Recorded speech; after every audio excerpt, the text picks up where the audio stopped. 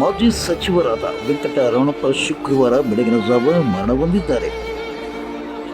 ಶನಿವಾರ ಮಾಜಿ ಸಚಿವರಾದ ವೆಂಕಟರಮಣಪ್ಪ ಅವರ ಅಂತ್ಯಕ್ರಿಯೆ ಹನುಮಂತನಹಳ್ಳಿಯ ತೋಟದ ಮನೆಯಲ್ಲಿ ಜರುಗಿದೆ. ಮುಖ್ಯಮಂತ್ರಿಯಿಂದ ಹಿಡಿದು ಸಚಿವರುಗಳು ಮತ್ತು ಕಾಂಗ್ರೆಸ್ ಮುಖಂಡರುಗಳು ಮತ್ತು ಅಧಿಕಾರಿಗಳು ಭೇಟಿ ನೀಡಿ ಅಂತಿಮ ಭರವಸೆ ಸಲ್ಲಿಸಿದ್ದಾರೆ.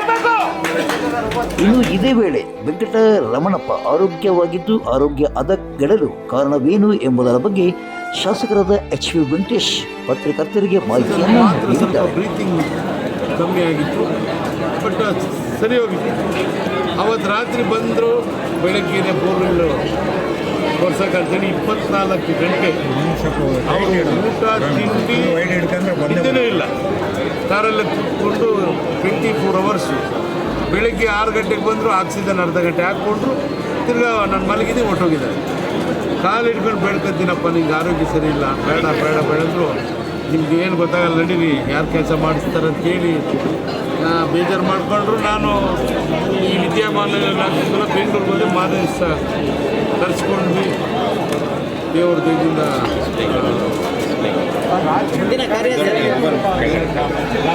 ರಾಜಕೀಯದಲ್ಲಿ ಅವರು ಹೇಳಲ್ಲ, ಯಾವತ್ತೂ ರಾಜಕೀಯದಿಂದ ಓದೋರಲ್ಲ, ಅಧಿಕಾರದಿಂದ ಓದೋರಲ್ಲ. ಪ್ರಾಮಾಣಿಕತೆ ಏನಂದ್ರೆ ಹೇಳಿ ಟೈಮ್ ಬಂದಿಲ್ಲ, ಆಸ್ಪತ್ರೆಗೆ ಬಂದಿಲ್ಲ. ಆಕ್ಸಿಜನ್ ಸ್ವಲ್ಪ ಬ್ರೀತಿಂಗ್ ಸಮಸ್ಯೆ ಆಗಿ ಸೆಂಟೆಡ್ ಆಗಿತ್ತು. ಡಾಕ್ಟ್ರು 10 ಗಂಟೆಯಲ್ಲಿ ಕರೆ ಮಾಡಿ ಹೇಳಿದ್ರು, ಬೆಳಿಗ್ಗೆ ಡಿಸ್ಚಾರ್ಜ್ ಮಾಡೋಣ, ಆಕ್ಸಿಜನ್ ಲೆವೆಲ್ ಕರೆಕ್ಟ್ ಇದೆ, ಏನು ಸಮಸ್ಯೆ ಇಲ್ಲ.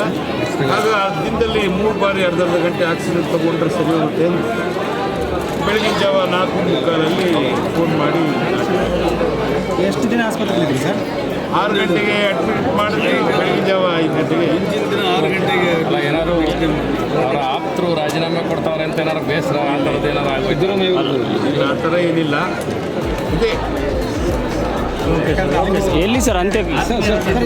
ಏನಂದರೆ ರಾಜಣ್ಣವರು, ಮುದ್ದನಮೇಗೌಡರು, ನಾರಾಯಣಸ್ವಾಮಿ ಇವರು ಮೂವರು ಆತ್ಮೀಯರಂದರೆ ಅವ್ರ ಹತ್ರ ಡಿಸ್ಕಸ್ ಮಾಡಿದೆ. ಹೆಜ್ಜೆನೂ ಇಡ್ತಿರ್ಲಿಲ್ಲ. ಸಿದ್ದರಾಮಯ್ಯನ ಪಟ್ಟ ವೀರಾಭಿಮಾನಿ. ನಮ್ಮ ತಾಯಿ ಸಮಾಧಿ ಪಕ್ಕದಲ್ಲಿ ಹನುಮಂತನಹಳ್ಳಿ ತೋಟದ ಮನೆ. ಇನ್ನು ಇದೇ ವೇಳೆ ಮಾಧ್ಯಮದವರೊಂದಿಗೆ MLC ನಾರಾಯಣಸ್ವಾಮಿಯವರು ವೆಂಕಟರಮಣಪ್ಪ ಅವರ ಗುಣಗಾನ ಮಾಡಿದ್ದು ಹೀಗೆ. ಪ್ರಾಮಾಣಿಕ, ಸ್ನೇಹಮಯಿ, ಅತ್ಯಂತ ಹಿರಿಯ ರಾಜಕಾರಣಿಗಳಾದ ಪೂಜ್ಯ ವೆಂಕಟರಮಣಪ್ಪನವರ ನಿಧನ ಇಡೀ ರಾಜ್ಯಕ್ಕೆ ನೋವು. ನನಗಂತೂ ವೈಯಕ್ತಿಕವಾಗಿ ನನ್ನ ತಂದೆ ಸ್ಥಾನದಲ್ಲಿ ಇದ್ಕೊಂಡು ಸುಮಾರು 30-35 ವರ್ಷಗಳು ನಮ್ಮನ್ನು ತೀಡಿ ರಾಜಕೀಯದಲ್ಲಿ ನಮ್ಮನ್ನು ಬೆಳೆಸೋಕ್ಕೆ ಪ್ರಾಮಾಣಿಕ ಪ್ರಯತ್ನ ಮಾಡಿದ್ದಾರೆ. ನಾವು ಯಾವಾಗಲೂ ಅವರಿಂದ ಕಲಿಯೋದು ಭಾಳ ದೊಡ್ಡ ಪ್ರಮಾಣದಲ್ಲಿದೆ. ಅವರಿಗೆ ಕ್ವಾಲಿಫಿಕೇಷನ್ನು, ಎಜುಕೇಷನ್ನು ಕಡಿಮೆ ಇರ್ಬೋದು, ಆದರೆ ಕಾಮನ್ ಸೆನ್ಸು, ನಾಲೆಡ್ಜು, ಬುದ್ಧಿವಂತಿಕೆ, ಆಚಾರ ವಿಚಾರ ಈಗಿನ ರಾಜಕಾರಣಿಗಳು ವೆಂಕಟರಮಣಪ್ಪನವರ ಹತ್ರ ಕಲಿಯೋದು ಭಾಳಷ್ಟು ದೊಡ್ಡ ಪ್ರಮಾಣದಲ್ಲಿದೆ. ಒಂದು ಸಲ ಒಂದು ಮಾತು ಕೊಟ್ಟರೆ ಆ ಮಾತಿನಿಂದ ಹಿಂದಕ್ಕೆ ಹೋಗದೇ ಇರುವಂಥ, ಒಂದು ಸಲ ಒಂದು ಆಶ್ವಾಸನೆ ಕೊಟ್ಟರೆ ಅದನ್ನು ಪ್ರಾಮಾಣಿಕ ಈಡೇರಿಸುವಂತಹ ಮತ್ತು ಯಾವಾಗಲೂ ಬಡವರ ಪರ, ಶೋಷಿತರ ಪರ, ದಮನಿತರ ಪರ ಸದಾ ಚಿಂತನೆ ಮಾಡಿ ಈ ರಾಜ್ಯದ ಜನರಿಗೆ ಒಳಿತನ್ನೇ ಮಾಡಿರುವಂಥ ವೆಂಕಟರಮಣಪ್ಪನವರ ಅಂತ್ಯ ಇವತ್ತು ಎಲ್ಲರೂ ಸುಖಾಗಿದೆ.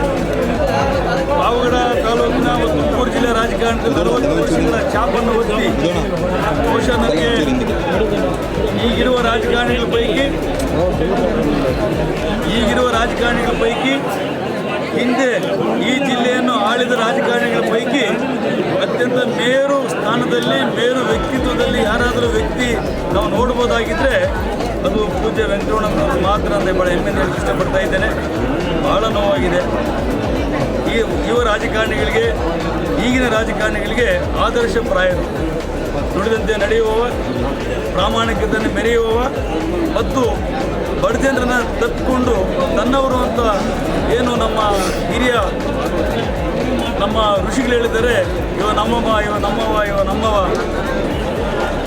ಇವ ನಾರವ, ಇವ ನಾರವ, ಈ ನಾರವ ಅನ್ನಿದ್ದಾರೆ ಅಂತ ಹೇಳಿದ್ದಾರೆ. ಅದಕ್ಕೆ ಅಪವಾದ ಆಗುವ ರೀತಿಯಲ್ಲಿ ಜೀವನ ನಡೆಸಿದ್ದಾರೆ. ಅವರ ಆತ್ಮಕ್ಕೆ ಶಾಂತಿ ಸಿಗಲಿ, ಅವರ ದುಃಖವನ್ನು ಭರಿಸುವ ಶಕ್ತಿ ಅವರ ಕುಟುಂಬದವರು ಸಿಗಲಿ. ನಾವೆಲ್ಲರೂ ಸೇರಿ ಅವರ ಕುಟುಂಬದ ಜೊತೆ ಇರ್ತೀವಿ ಅನ್ನೋ ಮಾತನ್ನು ಹೇಳಿ ಅವರಿಗೆ ಶ್ರದ್ಧಾಂಜಲಿ ಅರ್ಪಿಸ್ತಾ ಇದ್ದಾರೆ.